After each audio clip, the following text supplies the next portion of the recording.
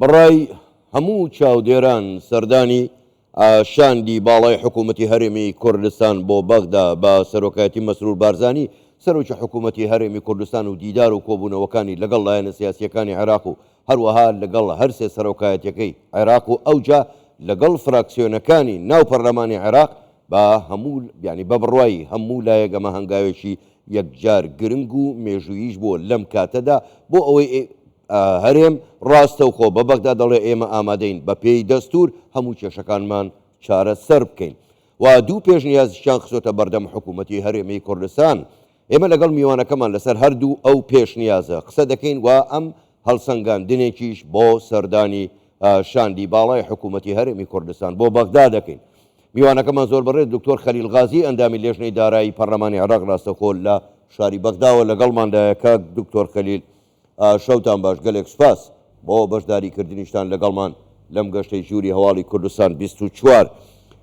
بۆ خۆت ئاگاداری شاندی حکوومەتی هەرێمی کوردستان بە سەرۆکایەتی مەسرور بارزانی سەرۆکی حکوومەتی هەرێمی کوردستان دیدار و کۆبوونەوەی زۆری هەبوو لەگەڵ حکوومەت لەگەڵ سەرۆکایەتی کۆمار لەگەڵ سەرۆکایەتی پەرلەمان ئەوجا لەگەڵ فراکسیۆنە کوردیەکانی ناو پەرلەمانی عێراقیش دوو پێشنیاز خراوەتە بەردەمی حکوومەتی عێراقی. یەکێکیان کورتخایەنە ئەوەیە کە مانگانە 800 ملیار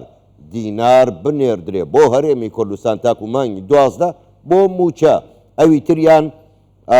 چەند بەرگەیەکی یاسای بودجە هەموار بکرێتەوە. پرسیارەکەی من ئەوەیە پێشبینیتان بۆ کۆبوونەوەی سبەی ئەنجومەنی وەزیرانی عێراق چییە؟ بڕیارەکە بە ئەرێنی دەبەیان بە نەرێنی؟ سڵاو بۆ بینەر و بیسەرێت کوردستان 24 هەمی هەوڵەتتمێت خۆراگەل کوردستانێک و ئەوە چەندین مەهە قەیرانێکە جارمازندات بورن و ئەم هەفخەمێت وایە هەمیاوی بیتکەن و بزیترین دەمە فارێشە چارە سەر بیتن. ڕاستی ئەف سەردانا شاندێ هەرێما کوردستانێ سەرۆکاتیە سەرۆکێ حکومەتێ و جێگیرێوی و وەزیرێ دارایی و چەند وەزیرێکی دی پێنگاوەکە گەلەکە یا باش بوو ڕاستی کاربەدانە خۆ هەبوو سەرهەمی لایەنە سیاسیین عێراقی شبەرک و ئەو سەردانت واکەین بۆ هەر سێ سەرۆکاتیایە جمهوریەویە پەرلەمانویەت حکومەتێ و دیسان هەمی ئەو لایەنن سیاسیین و کاریگەرت ساحە سیاسیە عێراقیدا ئەوی کاربەدانەکە باش هەبوو و پتر بەرەفندێک و پەیوەندی مکم بن ناوبەینا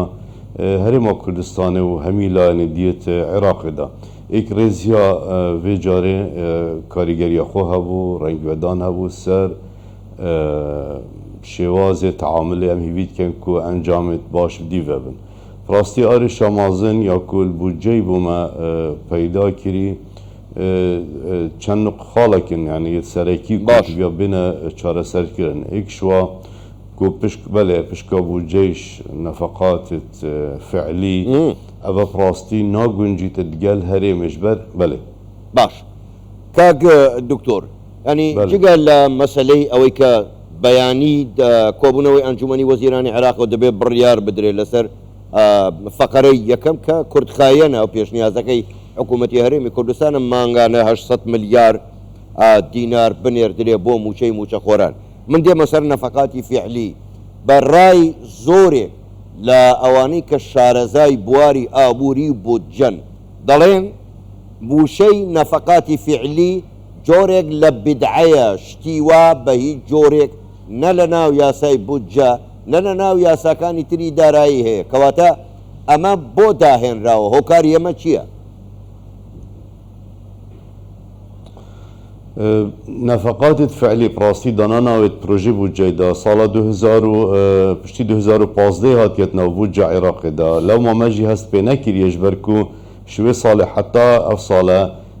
هرمی پشکا خویا بودجه ور ندگت وکو پی تیوی لو ما هست پی نکریه پراستی بودجه فعلی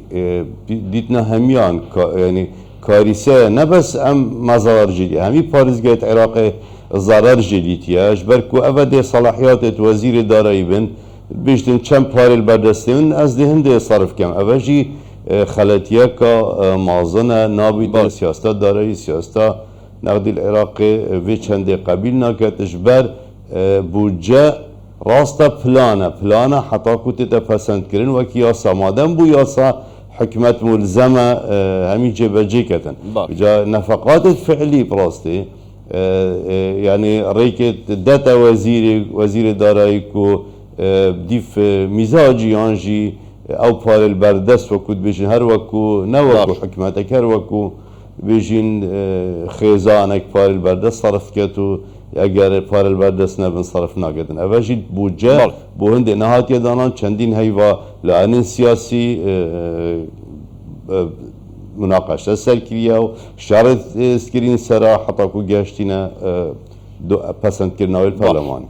زور باشا کاک دکتور خلیل بابگرینەوە سەر پرسیاری یەکەم سبەی ئەنجومەنی وەزیرانی عێراقی فیدراڵ کۆ دەبنەوە پێت وایە بڕیار لەسەر ناردنی 800 ملیار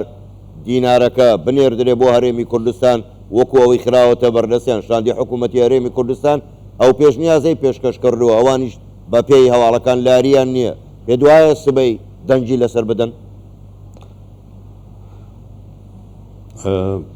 السروك وفد حكمتي سردانا همي لا ناكريا هر سروكات يا هميا جي رازبون اخو وكود بيجين جاشبين ام موقف وانا ديسان وكو لاني برلماني جي جروبا يكشما بت اندام تمي فراكسيونت كردي جبلي نوينوي ما سردانا همي لاني بتايبت يتشيعي كرويت الهمي لاني كاريجر برلماني دا ما داخوازی کرد بو هنده کو پشتوان بن بو بریارا اگر هاتا دان یا حکمت عراقی بو چارەسەر کرد ناوی آرشه و موقف همیا یه پوزیتیو بو امشین بیجین کو ما عملکی زوری های صباحی بریار بیت دان سر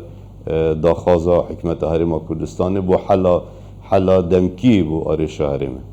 زۆر باشە کاک دکتۆر خەلیل ئەوە جارێکی کە حکوومەتی هەرێمی کوردستان یاخو بە فراوانتر بڵێم هەرێمی کوردستان جارێکی کە دەستی برایەتی درێژ کردەوە بۆ عێراق دەڵێ بە پێی دەستور بە پێی یاساکان ئێمە ئامادەی هەموو جۆرە ڕێکەوتنێکین پێت وایە ئەم سەردانەی مەسرور بارزانی سەرۆکی حکوومەتی هەرێمی کوردستان بۆ بەغدا لەگەڵ ئەو شاندەباڵایی لەگەڵیا بوو پێت وایە دەبێتە سەرەتای کردنەوەی دەواازەیەک بۆ چارەسەرکردنی تەواوی کێشەکان بله اكيد اجبر تايبت اكريزي تايبت هاتنا وفدي اكريزي كولان جدا سياسي الهرم بشكدار بند و اكتيف بند وسردانا دا و پشتواني سروكي حكمت بيتا كرنو جيگريوي اكيد اوه هده رنگ بدانك انجي ده یا گلک کارگر بته سر بوچون تمیلان دی او زال مدیتی بودجه دا همیش اگر پرتوازی لانیم کردستانی بود دم دانان بودجه و پسند کرناوی دنگدان الپرلمان عراق ما وکیل بیجن ما باجه گلک دا ام هیوید کن کو اکریزی بردوام بیتونو اوه ببته شواز سرکی کو الهرم كردستان پیوندی گل عراق گردنش بر کل آن دی گلک هندک لان هنا نهمی بس هندک لان هنا کاری سهندت کن پرتوازی هبیت و دابشین بصانهی ترین ریک مافین هرم و خلک هرم کردستان برزکن زۆر باشە کاک دکتۆر خەلیل پێشنیازی دووەمی حکوومەتی هەرێمی کوردستان ئەوەیە کە چەند بڕگەیەک لە یاسای بودجە هەموار بکرێتەوە بۆ خۆ دەزانی یاسای بودجە بە پێشێلکاریەکی زۆری دەستورەوە تێپەڕێنرا پرسیاری منەوەیە ئێوە لە پەرلەمانن لایەنە شیعیەکانی ناو پەرلەمان تا چەند لەگەڵ ئەوەن یاخود پێیان باشە ئەو هەموارە بچێتە بواری جێبەجێکردنەوە و یاسای بودجە هەموار بکرێتەوە من پێم ینی پرسیارەکەم لەسەر لایەنە شیعیەکانە بله براستی پشتی ما چندین چاف پیکاتین کریم تایبت گل لجنه امر ولایی و سروکی حکمت دانایی و دیسان گل سوم امرینشتین و گل یعنی دی و صاد دیاره همیا قناعتا چی بود که اف شوازه بود جنا گنجید نه بس بو هرما کردستانه بو همی پارزگایت عراقی تصور که اوه هیوانه هب نیوی بو هشتا یک پروژه پارزگاه دیت عراقی سربوجا 23 نهاتین ادراج کرن بس فرق ما وانا موچيت ورگتين ما موچجي ورنگرتينه او فرقانا يعني او جيت نالنت في شوازي دانانا بود جدا وهمياجي قناعت چه بود كمبونت مدا وصاد ديار هميت او حكمت بجي وزارة الداري وزارة التخطيط همي افلانت پیوندی داران همی وزارت نالنت جوی شوازی بود جبی هات یا پسند کردن نویسین و اشنی هست پید کن لو موان همیا وکو قناعتك يا هيكو جلك ضرورية چند خالك تايبت او نفقات فعلي بهتا راز بكرن وكو بري 2015 كنت نويسا بشكا هرمي تيتا دانان ديف اول جدولا هات يا نويسان كو چند بشكاش بركو ايك باكيجا و ديسان صلاحيات نمين بو وزارة دارایی كو بكيف خو والديف مزاج خو باري صرف كتن بو همي باريز جايت عراقي جاري كوي دي بيجم همي باريز جايت عراقي ضررمندن جوي بو جي حطانو كا وكو شش هيبت اولي كا نزيك 45 تريليون ابتني هات يصرف كرن هميجي امشين بيجي نص صد جوانا موچنا هيچ بروجيت دانين وندك نفقات الدينه از پیش بینید که اگر بابت ها تا ازراندن ده همی موافق بن سراز وکرنا و خاله زور باشا زور برد دكتور خليل غازي اندام اللجنه الاداره الى برلمان العراق راسو قول الشاري بغداد لقل ما بوي قال لك سباس بو برداري كرنتان لقل ما